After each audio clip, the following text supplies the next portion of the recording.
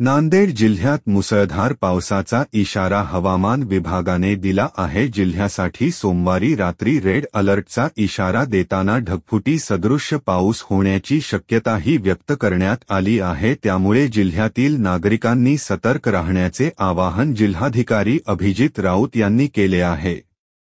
जिल्ह्यात मृग नक्षत्राच्या प्रारंभीच 7 जूनपासून दमदार पाऊस होत आहे। याच दरम्यान आता आज सोमवारी रात्री हवामान विभागाने जिल्ह्यासाठी रेड अलर्ट दिला आहे। सोमवारी रात्री जिल्ह्यात मुसळधार ते अतिमुसळधार पाऊस होण्याची शक्यता वर्तवण्यात आली असून ताशी 41 ते 61 किलोमीटर प्रतितास वेगाने वारे वाहण्याची शक्यता आहे। त्यामुळे नागरिकांनी आवश्यक ती खबरदारी घ्यावी, झाडाखाली अथवा कच्च्या घरात थांबू नये असेही आवाहन प्रशासनाच्या वतीने करण्यात आले आहे।